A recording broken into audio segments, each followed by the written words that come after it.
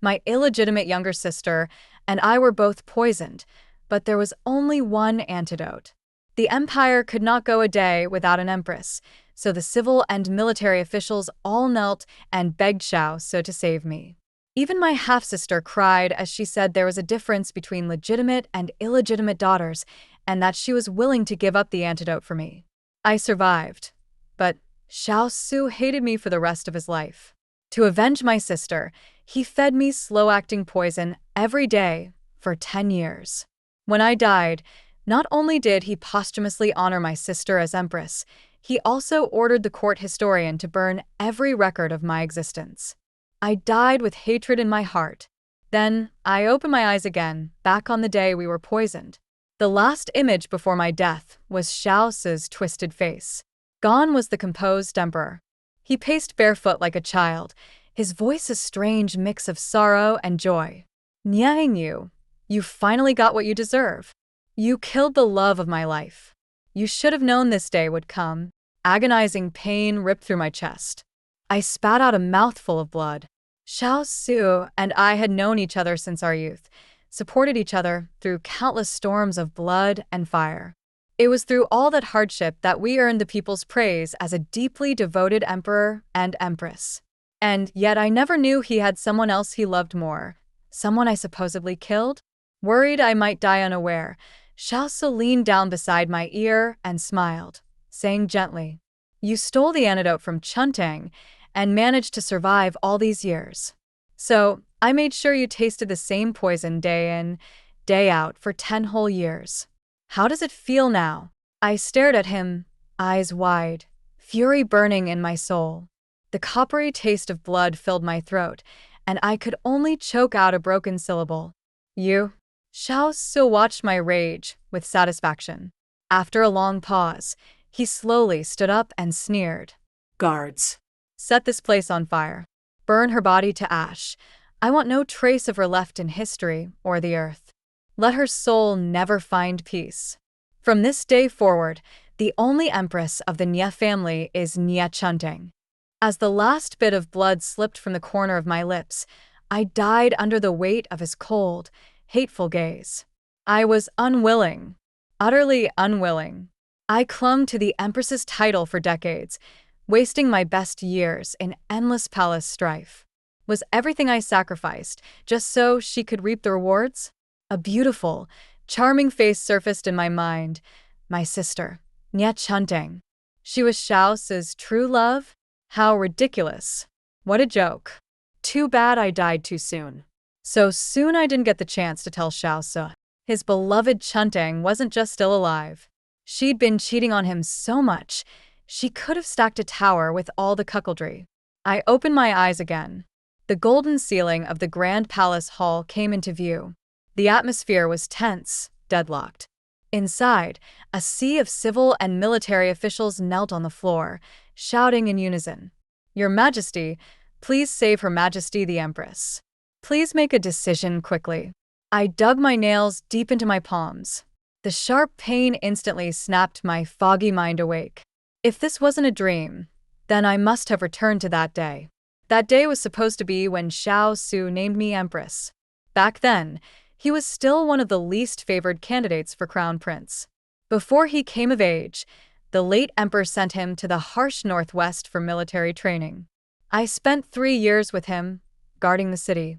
Together, we drove back the enemy dozens of times. We were comrades, confidants. So when he finally took the throne, his first decree was to make me his empress. Not just for me, but also to reclaim the military authority in my hands and win over the powerful generals behind me. This marriage was once the talk of the entire southern Zhou. The only one who sobbed uncontrollably was my younger sister, Nie Chuntang. To her, she was Xiao Su's childhood sweetheart. They had grown up together in the capital. And I was a brash, uncultured woman who knew nothing of poetry or literature, stealing the empress's crown that should have been hers. In her eyes, I owed all my status to riding on our father's military coattails. To prove she was just as good as me, she stole father's command seal and ran off to the front lines to make a scene. Predictably, she got herself captured by the enemy. That very night, The enemy used the stolen seal to forge orders, throwing our entire northwest front into chaos. 2 cities fell before dawn. Nye Chun-ang had created an utter disaster. Worse still, the enemy commander made it clear he'd only release her if he saw the famed female general of the Nye family me. I had countless victories to my name and countless corpses left in my wake. The enemy hated me more than anything. Father knew this, and yet he still had the gall to lecture me. In you, if you were the one captured, I wouldn't be worried at all. But Chuntang is different from you. She's frail, raised in the inner chambers, and can't even lift a blade. I let out a cold laugh and shot back. Oh, has Father forgotten that when I was her age, I'd already crushed bandits, quelled rebellions, and reclaimed 3 cities? Unable to win the argument, he changed tactics and played the pity card. I've spent my life on the battlefield and only have the 2 of you. Now your sister's life hangs by a thread. How do you expect me to rest in peace? I cut him off. Father, you're in your prime with a harem full of concubines. Surely you won't lack for children in the future. Furious, he stormed off and declared he'd no longer acknowledge me as his daughter. But had he ever truly treated me like one? All he'd ever wanted was a son to carry on his military legacy. So I gave up music and poetry, studied tactics and swordsmanship, and never once saw myself as inferior to any man. But Nye Chuntang? All she had to do was hide behind him and look up at me with her wide, pitiful eyes. Father would pat her back and scold me. Don't bully your sister. She's delicate. She can't handle your temper.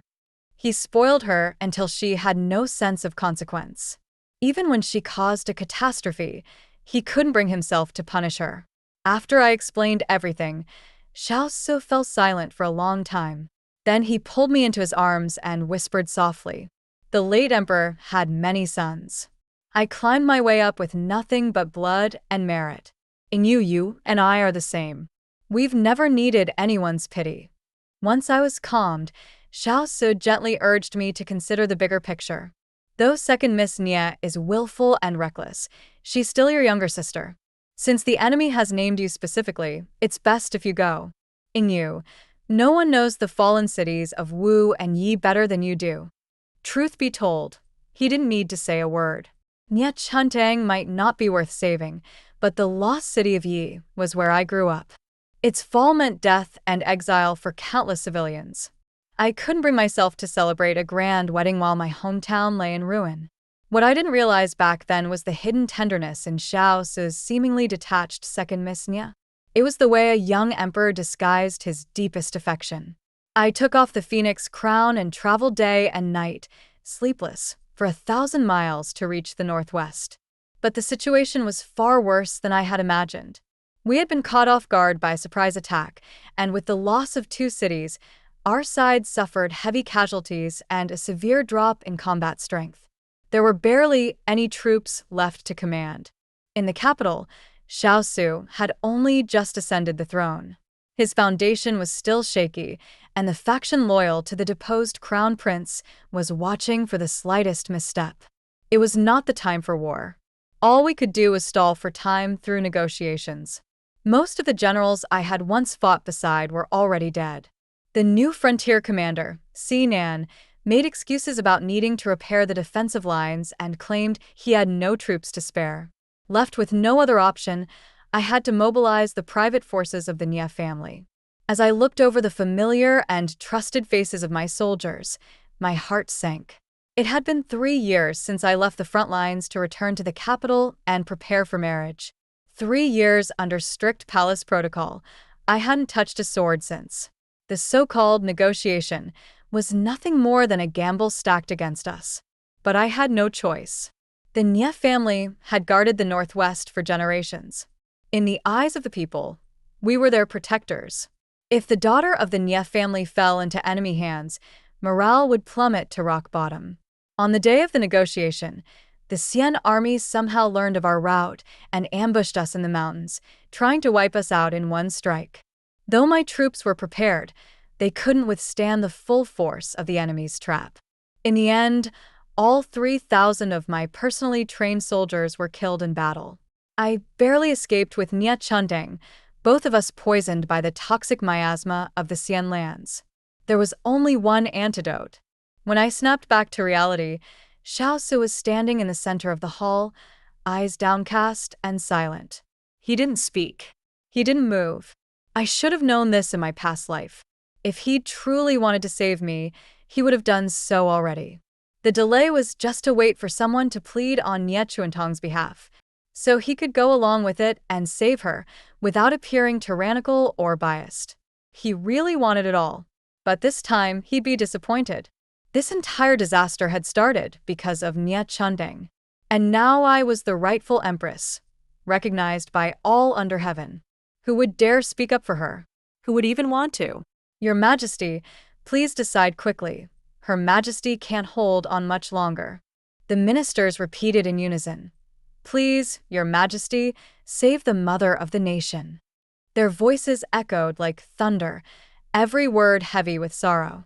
But Xiao Su still remained cold and unmoved, until Nie Chundeng, tear-streaked and disheveled, knelt and kowtowed on the side. There's a difference between legitimate and illegitimate daughters. I know I'm not as important as my sister. Please, Your Majesty, save her. I don't mind dying. Clever girl. She never mentioned the disaster she caused, only harped on the issue of legitimacy. How could someone like Xiao Su, himself born a concubine's son and always overlooked, not be moved by that? Sure enough, his figure swayed, pain flashing in his eyes. Chundeng, don't you ever speak about yourself that way. Nie Chundeng sobbed and went on. My sister is a general who protects the nation. I'm just a worthless, illegitimate daughter. Xiao Su suddenly cut her off, shouting words he had never uttered in my previous life. Niang Yu's private troops are all dead. What kind of general is she now? As soon as he said it, he realized he'd gone too far. Panic and guilt flickered across his face as he glanced at me. A sharp pain surged through my chest as I remembered the 3,000 soldiers who had died. Each of them had once stood shoulder to shoulder with Xiao Su and me. And yet now I realized, while he had called us brothers in arms, in secret, he had long wished to strip me of my military power. As for the 3,000 men he couldn't control, better for them to die than remain alive. Thinking of how the new commander Nan was one of his trusted allies, a cold shiver ran down my spine. Xiao Su's cruelty and shamelessness went far beyond anything I had imagined. I couldn't hold it in anymore. Staggering to my feet, I snatched the only antidote from the royal physician's hand. Xiao Su's eyes widened in horror. He stared at me, hatred burning in his narrow eyes. Niang Yu, if you dare take it for yourself, I swear I'll never. Before he could finish, I tossed the black bean-sized pill into Nie Chuantong's mouth and struck her chest with a well-aimed palm. The entire court was stunned. Xiao Su stood frozen. Even Nie Chundeng forgot to cry, just staring at me in a daze. My strength gave out and I collapsed. My vibrant silk gown spread across the floor like a falling flame. Xiao Su's eyes filled with bloodshot panic as he rushed to me like a madman. He gathered me into his arms, trembling, and let out a hoarse, broken cry. Ing Yu, why are you so foolish? I never meant for you to die. He couldn't see it, but I was smiling. Did I not know him by now? Xiao Su loved best the dead, who posed him no threat. Well then, let Nie Chundeng see for herself what it feels like to be at the mercy of his cold, heartless love. Even without the so-called antidote, I didn't die. In my past life, I learned by chance that the poison miasma was actually nothing more than a rare suffocation powder used by the Xian tribe. The poisoning merely caused 7 days of suspended breath, mimicking sudden death. With or without the antidote, we both would have survived. During the days Nie Chundeng was held captive, she had already fallen for the 7th prince of the Xian tribe. She didn't dare be branded a traitor and conspirator, so she schemed to use the suffocation powder to escape the scandal. At the same time, she put on a touching act of sacrificing the antidote for me, hoping to drive a wedge between Xiao Su and me. If her plan succeeded, she'd shed her old identity like a cicada's shell and marry into royalty as the Xian princess consort. If it failed, she could still try to eliminate me and possibly take my place as empress beside Xiao So. Either way, she'd never lose. What clever schemes, what brilliant moves. So this was the weak, delicate daughter who supposedly couldn't even hold a sword, as father always claimed.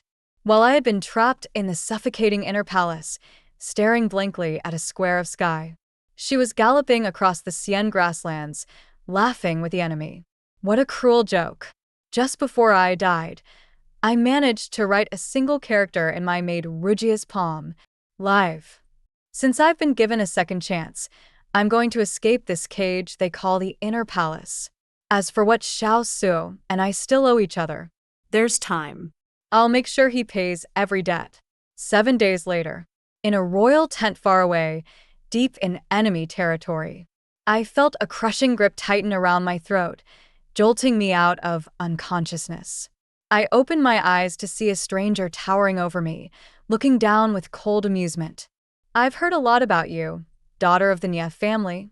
His hand slid lower as his voice turned dark and tinged with bloodlust. The famed Lady General? That's me. I grabbed his wrist, trying to ease the pressure on my windpipe. He paused for a second, then his voice turned icy. A stray dog like you. How are you not even the slightest bit afraid? I've already fallen into your hands. What use is fear now? Just as expected of a Nia. He sneered and slipped his hand behind my back, yanking me out of the coffin like I weighed nothing. Maybe he was surprised I didn't fight back. Maybe he hadn't expected my body to be so frail. Either way, he raised a brow in disbelief. I sighed silently. If I'd known it would come to this, I never would have become empress. When you're not even allowed a full meal, how can you possibly have the strength to resist? Now, face to face with him, I finally got a good look. Deep-set eyes, sharp features, a bold and aristocratic profile. He had to be Soren, the Xian tribe's 7th prince who'd once fallen madly for Nia Chuntang. In my last life, he was the one who helped Nia Chuntang fake her death. Now, the dead one was me. Of course, she knew I wasn't truly gone, so she used the same old trick and handed me over to him again. What now? Every path before me led to death. I leaned in closer to Soren. Just when he thought I was going to kiss him, I turned my head slightly and exposed my soft, vulnerable neck. Of course, Your Highness, I'm no less than the 2nd Mississippi. A flicker of irritation flashed in Soren's eyes. He grabbed my chin, forcing me to look up at him. The position was humiliating, and the killing intent I had tried so hard to suppress nearly exploded. His dark, vulture-like eyes slowly scanned my face. Then he caught the flaw in my words. Second miss? You mean? Nie Chuntang. I lowered my gaze, mind racing for a solution. But Soren seized my wrist and began inspecting my hand inch by inch. A moment later, he flung me away violently. You Han people care so much about birth order. Why would Niang Yu ever call her illegitimate sister second miss? Besides, your hands don't have a trace of calluses. A real warrior's hands wouldn't be this smooth. Who are you really? He sneered. Don't want to talk? Fine. I'll have you tossed into the barracks. Plenty of filthy soldiers in there haven't seen a woman in months.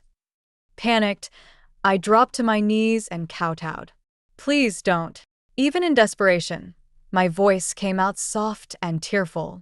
I gave myself goosebumps, but Soren seemed to enjoy it. He crouched down beside me, brushing his thumb along my lips with wicked amusement. Then tell me, who are you really? Like someone bracing for death, I closed my eyes and blurted out my answer all at once.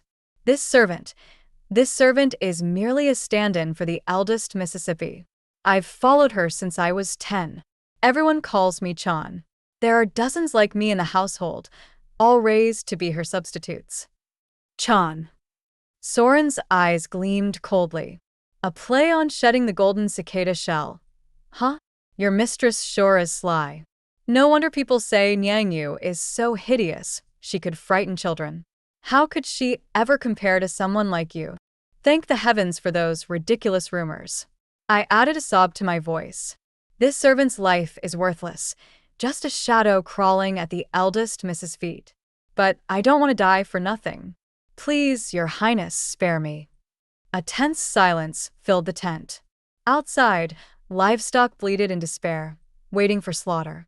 The anxiety crept through my limbs like spider silk. I bowed low, sweat dripping onto the floor in fat, heavy beads. Soren snorted.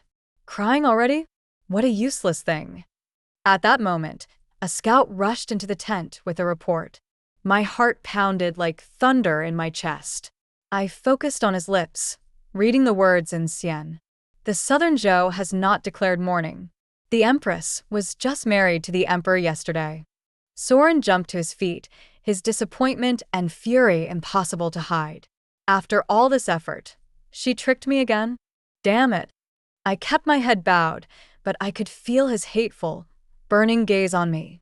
And suddenly I wanted to laugh. How could I forget? That coward Xiao So would never, and could never, publicly announce my death so soon after taking the throne. Unless he wanted to lose it. The common folk already whispered that he was a usurper, that he dethroned the rightful heir. If his empress died within a month of his coronation, wouldn't that only confirm he was cursed by heaven? As long as he had even half a brain, he'd find a way to fake that I was still alive. I gathered my thoughts and knelt again. Your Highness, this servant is willing to serve you loyally. You, Soren sneered. I still plan to throw you into the barracks. Anyone who belonged to Niang Yu deserves to die. At his words, 2 guards stepped forward and seized my arms. In a last-ditch effort, I shouted, "The army's running low on supplies. Doesn't Your Highness want to know how to solve that?" The Xian, a nomadic people who conquered on horseback, had long relied on looting and raiding to expand. But even after all their victories, they still hadn't shed their dependence on livestock. Prolonged wars made food supply their biggest weakness. And farming? They were terrible at it. That's why they always demanded food tribute during peace talks. Every time they captured a new city, their first move was to seize land and grain. Now, after taking 2 cities by force, they lacked anyone familiar with the local agriculture. And it was planting season. My words hit their mark, precisely and effectively. Before Soren could respond, I added, "This servant grew up in the fields. I know when to sow, when to water, when to harvest. Soybeans ripen with cold dew. Sweet potatoes wait for the frost's descent. These are things I was raised to know. If Your Highness doesn't mind, I'd gladly do my best." Soren's brows furrowed tightly. "And what do you want?" "Just a chance to survive." He turned back around, his pitch-black eyes staring at me with the hunger of a vulture circling its prey. "Very well. I was taken to the granary at Wu City. Years ago, I had given the order. If the city ever fell, no matter how dire the situation, the granary must be burned. Not a single grain was to be left for the enemy." The shattered walls and scorched ruins around me seemed to silently answer. They had obeyed. "That one died horribly," Soren said. "What?" I asked. Soren studied my reaction with playful cruelty, speaking slowly. "Our men caught the one who set the fire. Turns out it was just a half-grown kid." Pitiful, really. "They were peeling his skin and tearing his tendons, and he kept crying for his sister Nya to save him." A half-grown child. Countless young faces flashed through my mind. It felt like a chunk of my heart had been ripped out. I clenched my fists so tightly, I nearly drew blood, forcing myself to stay composed. "Your Highness, please don't say any more. It frightens me." Soren chuckled. "What are you scared of? You've got 1 month. If nothing grows, I'll send you down to join him." I lowered my head, hiding the searing hatred in my chest. "As you command." Because the granary was destroyed, Soren's advisor suggested sending a small party disguised as merchants to the Southern Zhou to buy seeds. After thinking it over, Soren agreed and pointed at me. "Choosing the seeds is the most important task. You'll go too." Of course, he wasn't worried about anyone else failing to choose the right seeds. He just wanted another chance to test my loyalty. I stayed alert and respectfully agreed. As we left the royal tent, I overheard the muttered gossip behind me. "I heard that woman is the prince's new favorite. Turns out she's a Southern Zhou native, a woman from Southern Zhou, walking in and out of the royal tent like that, shameless. Ha. How could a merchant woman know the pain of a fallen nation? Expecting her to have any sense of shame, you're asking too much. I lower my head and pretended not to hear, until Soren suddenly pressed his hand on my shoulder. My instincts screamed to fight back, but I forced myself to stay still. The next second, there was a sickening crack. My arm twisted unnaturally at a horrific angle. He had dislocated my arm. Tears sprang to my eyes instantly. "Your Highness, why it hurts so much?" I sounded bewildered, frightened, vulnerable. Exactly how Chan, the pitiful stand-in, would have reacted. Soren casually patted my face. "Relax. It's just a dislocation. Once you grow the crops, I'll have the best physician heal you." For a warrior, a dislocated joint was nothing. We could pop it back into place ourselves without a second thought. But right now, I wasn't a warrior. I was a weak, trembling girl, too scared to even crush an ant underfoot. I could only watch helplessly. Soren and his men disguised themselves as merchants and set out for a small frontier town. Halfway there, a scout rushed up with urgent news. His elder brother, the third Prince Ingzai who had conquered Yi City, was summoning him. I guessed it was another test. Sure enough, Soren left. But he planted even more spies around me to watch my every move. Whenever I so much as spoke to a vendor, they watched me like hawks. They wouldn't even let me touch the seeds myself. Because we needed such a huge quantity, it took the villagers an entire day just to gather enough.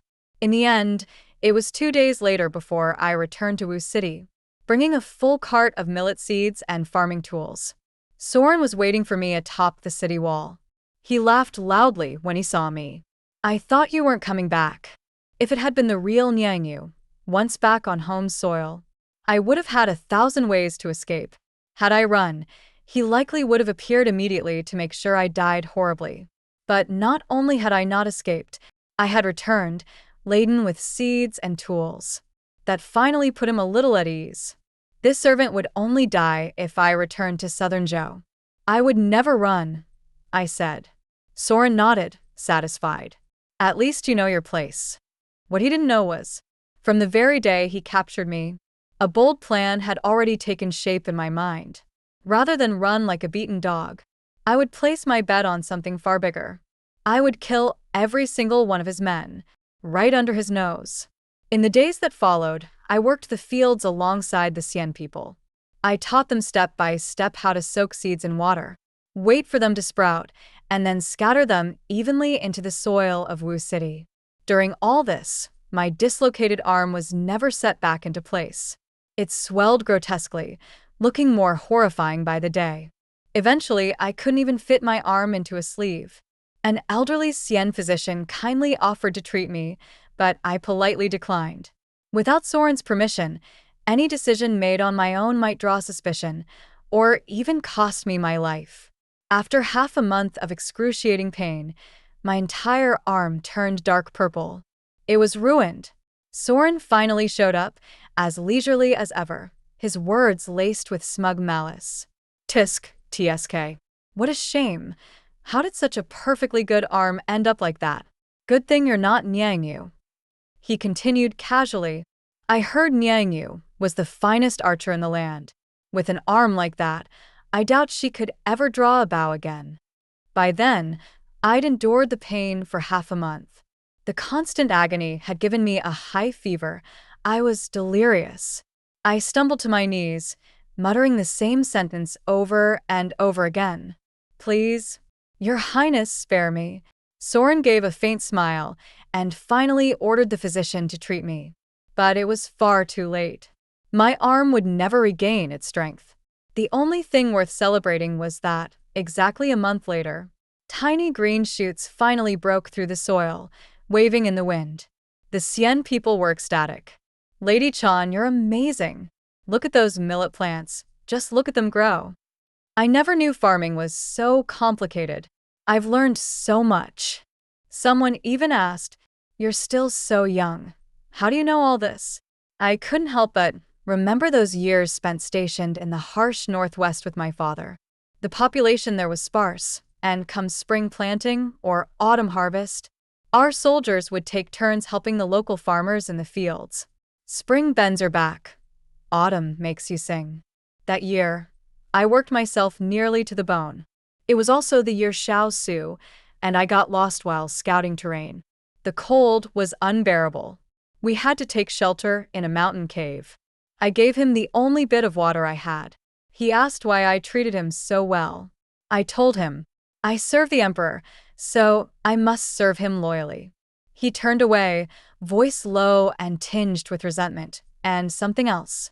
Don't you like me? Even just a little? Looking back now, all of it feels like a memory from a past life. Because truly it was a past life. I touched my numb left arm and looked up at the bright moon in the sky. Xiao, so now that you have someone new by your side, do you still think of me? Because I think of you every moment of every day, thinking about how best to kill you. After the seeds sprouted and my arm was permanently damaged, I could clearly feel everyone around me relax. They thought I didn't understand the Xian tongue and started making lewd jokes right in front of me. That traitorous whore, if she were my wife, I'd make her skull into a wine cup. Just wait. The prince said once we've harvested this grain, she's ours to do with as we please. Ever wonder what a Southern Zhou woman tastes like? Won't have to wonder much longer. Everyone gets a turn. The way they looked at me, as if I were nothing more than a weed growing by the roadside. I knew what they were waiting for. Waiting for the seeds to fully sprout, for their people to master farming, for the day they'd no longer be at the mercy of food shortages. Once that happened, I'd be nothing but meat on a chopping board, ready to be carved up. But too bad for them, none of them will live to see that day. Go on, cheer. Let your laughter drown out the tolling of your own death knells. 3 days later, Wu City was suddenly surrounded without warning. The Black Sea of Southern Zhou soldiers sealed it tight, a fortress of iron. Not even a bird could escape. At first, the Xian army was confident. Southern Zhou must have emptied the entire region to gather this many troops outside the city. They still think we're the same as before? Just grazing cattle and sheep? Ridiculous. With the grain stores full, even if we're besieged for a year, we'll be fine. I doubt Southern Zhou has the stamina to outlast us. But soon, the panic began. Because the seeds, a day passed, then 10, then a month. Yet the fields were still a sea of green. Their army rations had long since run out. And because they believed the millet would soon ripen, they'd consumed everything, even butchered most of their war horses. Now, Soren was desperate. Every day he awoke to tens of thousands of mouths needing food. The pressure was crushing him. I continued pretending, watering, tilling, giving orders as if all was normal. But when the first soldier starved to death, Soren snapped. How much longer? Give me a straight answer. I frowned as if troubled. By all rights, the crops should have ripened by now. This season has been strange. Soren erupted. What do you mean, by all rights? I've had enough, no more waiting. If nothing grows, I'll have your skin. Please, Your Highness, I said gently. There's been a rumor spreading through the camp. Have you heard it? What rumor? That the crops are cursed. That it's the spirits of the dead interfering. Soren's eyes were bloodshot. He stared at me, voice cold and sharp. You actually believe that crap? Did you start this rumor to shift the blame onto someone else? I quickly explained, this servant only believes it's better to be safe than sorry. He was already overwhelmed with pressure and barely thinking straight. With a weary sigh, he muttered, Fine. Let's hold a ritual to appease the spirits. What harm can it do? On the day of the ritual, people were shocked to see a steaming bowl of meat stew placed on the altar. Keep in mind, by now, the Xian soldiers were starving. Their eyes had turned green with hunger. They surged forward like beasts, fighting each other to get a taste. Fists flew. Heads cracked. The scene descended into bloody chaos. The weak were trampled to death. Soldiers clawed at each other for a scrap of meat. The ceremony grounds became a massacre. blood everywhere, corpses piled like mountains. Hell on earth. Even if Soren drew his sword now, it was too late.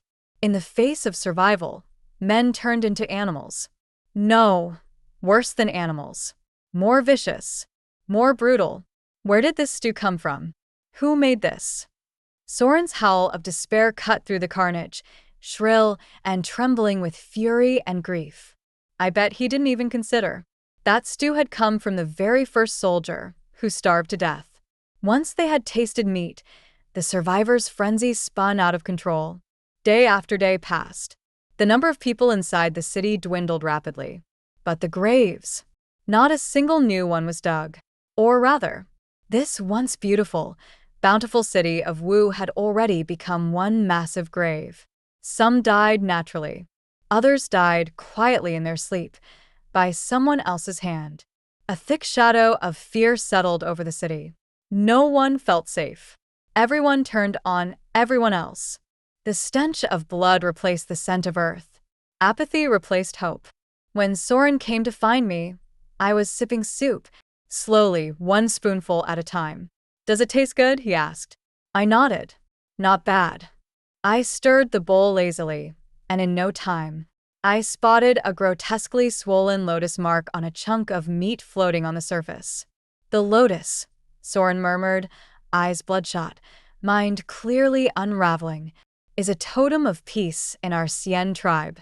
He was falling apart. Everything he'd witnessed over the past days had broken this once privileged prince. "I see," I replied calmly, swallowing another mouthful. But I couldn't stop the bitterness from spreading across my tongue. He suddenly snapped, flipping the bowl from my hands. "You said you knew how to grow crops. So go. Go make the fields ripen faster. It's no use." I looked up at him, my smile faint, almost mocking. "What did you say?" he exploded. "Say that again, and I'll cut you down where you stand."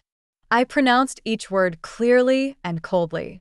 "The boiled millet seeds, mixed with wheat grains and scattered on our Han lands, will never grow a single crop to feed the enemy." Yes. Those seedlings breaking through the earth?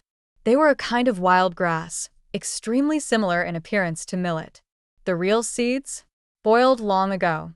Didn't you look down on weeds the most? And yet, it was the lowliest weeds that gave you the most false, most absurd hope. I looked at Soren's blank, stunned face and curled my lips slightly. Whether it's a remote village or Wu City or Yi City, I am their guardian deity. I was born here. I protected the people here. Generations of my family spilled their blood across this vast northwestern frontier. So, what if you had spies watching me? No one forgets the face of their god. All it took was one look. The people of the Northwest knew what I was doing. Those seeds, from the very day they were purchased, were destined to become the weapon that would bring you down. Soren let out a mad howl and drew his blade. "I'll kill you." "Kill me?" I pushed open the window and pointed outside. "Go tell them. Tell your men that because of your stupidity, they're all going to starve to death in this city. Tell them that because of your arrogant confidence, they missed their last chance to break out. And now you want to kill the only person who could save them?" "Go on. Say it. Go ahead, Your Highness. Your men no longer pray to your gods. They pray to me, and they're still hoping I'll make food grow and save them from ruin." Clang. His sword hit the ground. Soren's spirit shattered. He collapsed completely. At the same time, the Southern Zhou army, waiting for the signal, launched the assault. They took back Wu City without losing a single soldier. The general who led the recapture was my sworn younger brother, Niemian. When I had left the Northwest 3 years ago, he was still a green, wide-eyed boy. Now he had grown into a striking young man, commanding troops and breaking sieges. The moment he saw me, his eyes reddened. "Sister, you've suffered so much." I smiled at him. "You don't seem the least bit surprised to see me here." He answered softly. "After you were married, His Majesty forbade any of us from entering the capital. But I couldn't let it go. I told myself I'd find a way to offer my congratulations. That day, I saw the figure from afar, and I knew right away, it wasn't you." You're quite observant, I said with a sigh. Later, villagers from the border came to report they'd seen you with a Xian, buying seeds. I remembered the story you once told me of King Gojin eating bitter gall to bide his time. So I had the seeds cooked overnight and sealed the news. Sister, don't worry. No one knows you were here. Even His Majesty thinks I intended to storm Wu City by force. Nie Mian removed the sword from his waist and respectfully handed it to me. I looked down. It was the very same sword I had once wielded. Years ago, for the sake of some fleeting love and the Empress's crown, I had cast it aside in the northwest. Who would have thought? After more than a decade, and a second life, it would find its way back into my hands? Nie Mian asked solemnly. General, what should we do with the remaining Xian forces in Wu City? I drew my sword with a steely ring. The cold light of the blade reflected in my unwavering eyes. Wipe them out, root and branch. Leave not a single leaf. Yes, General. I turned toward the direction of Yi City. The flames of war had not yet died down. The screams and clash of weapons still echoed in the air.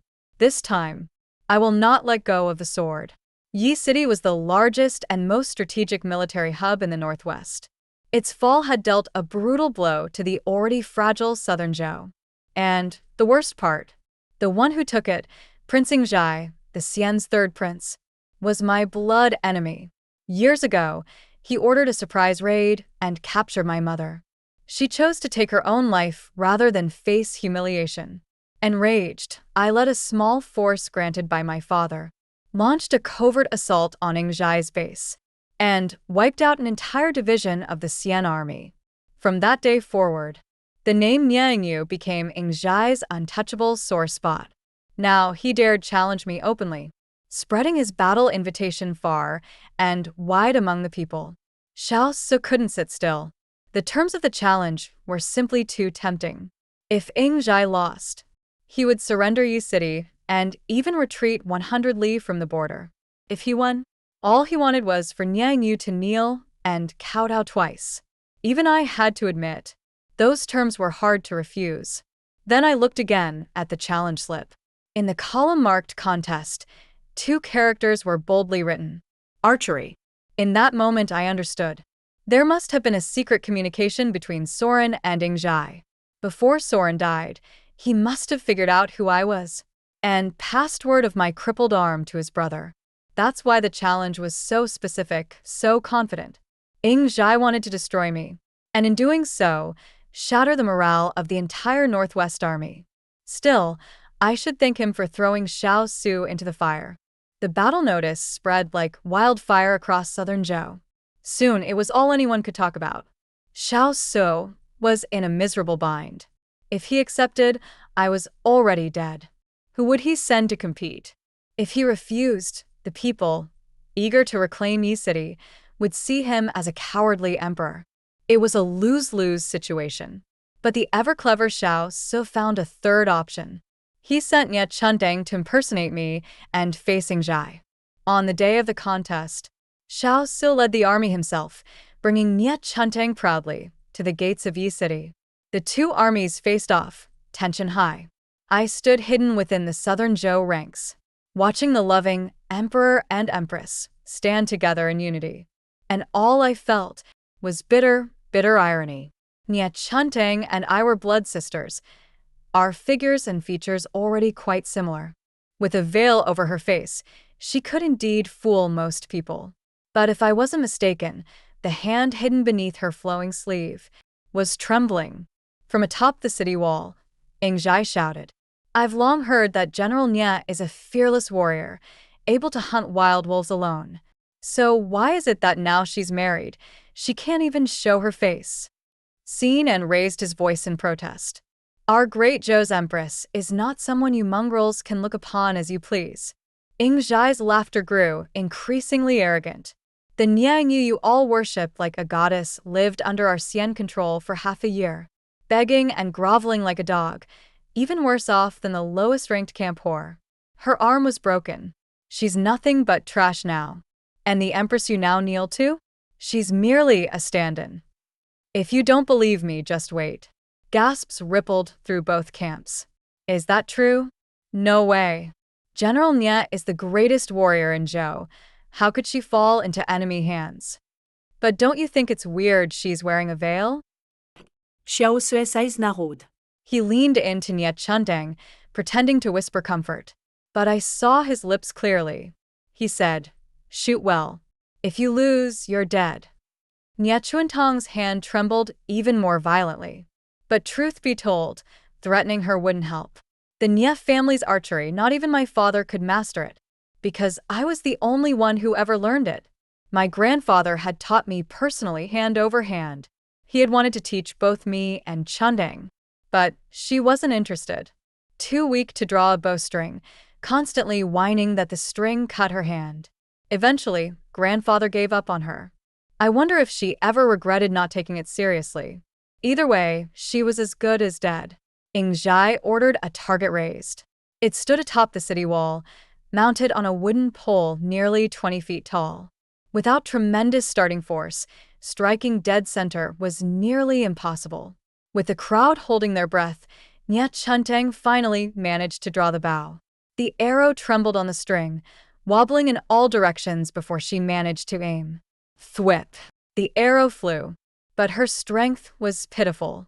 Everyone could see the moment the arrow began to drop, about to plummet uselessly into the dirt, when suddenly, another arrow flew in, slanting across the sky.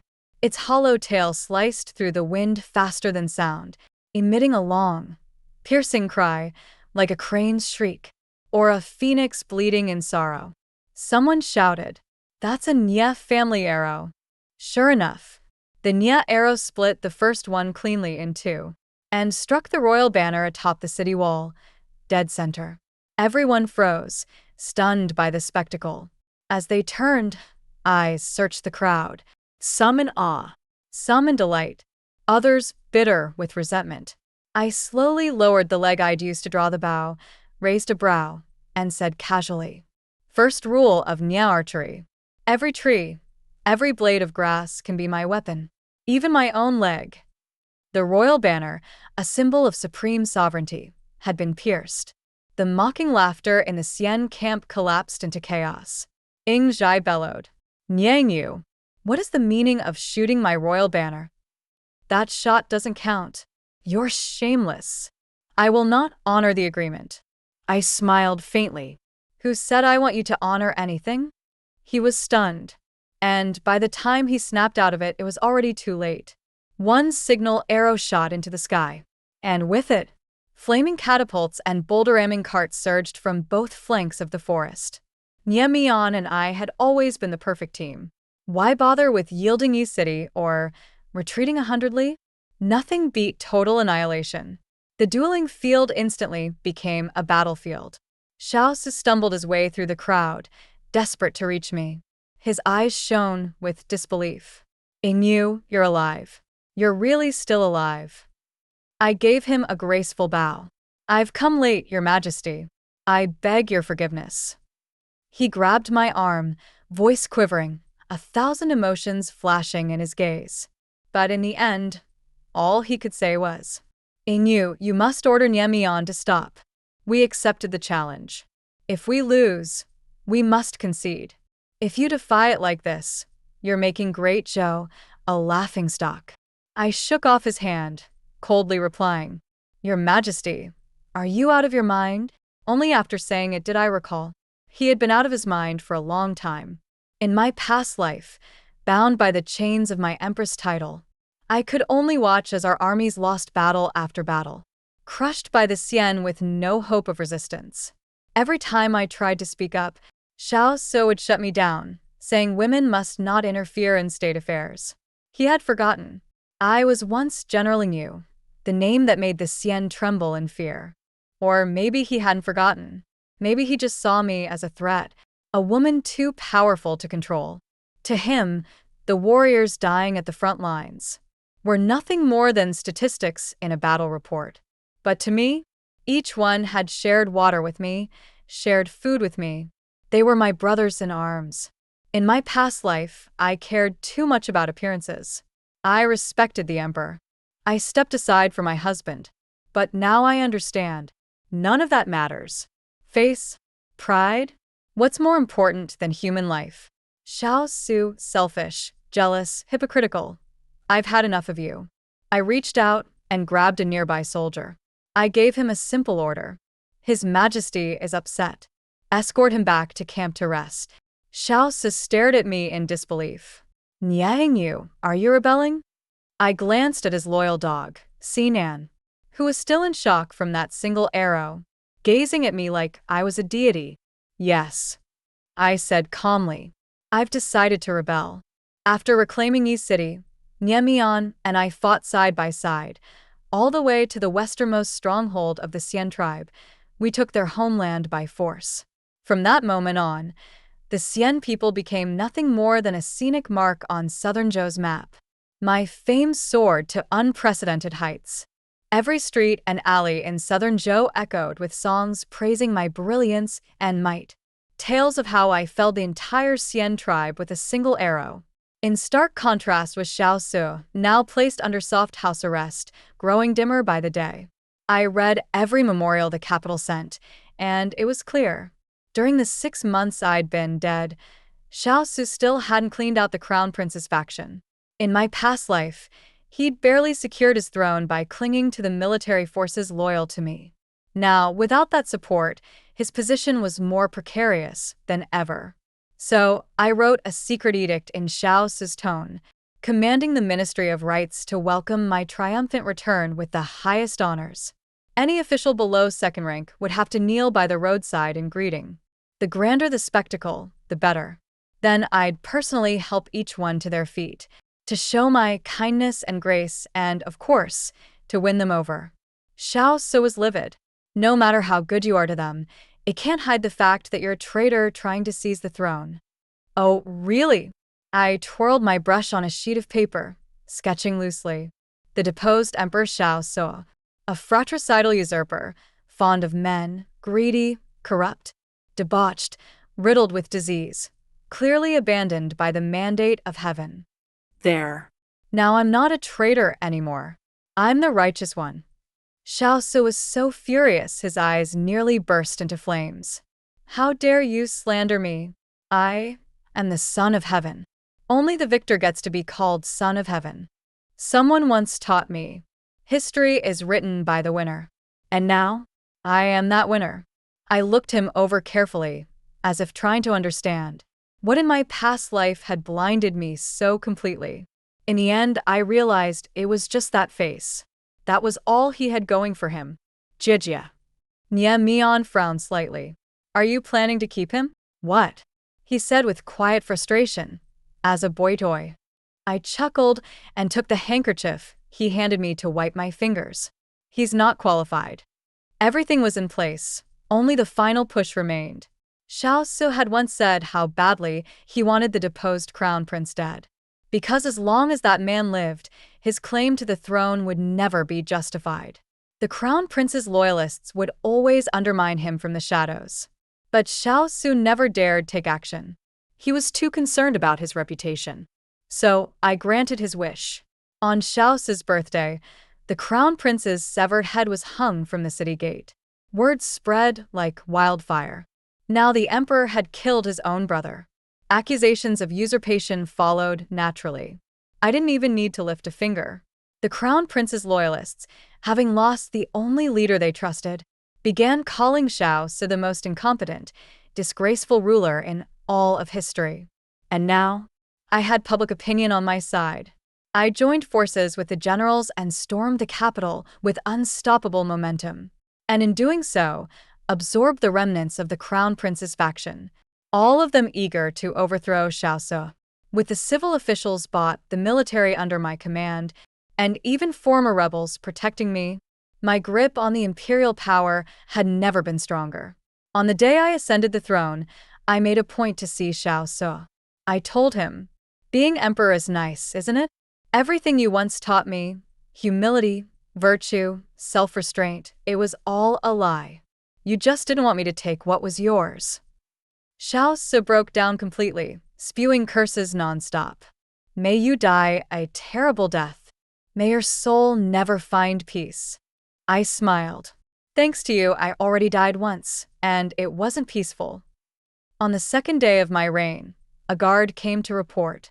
Nya Chandang had thrown herself against a pillar and died. Her corpse was horrifically disfigured.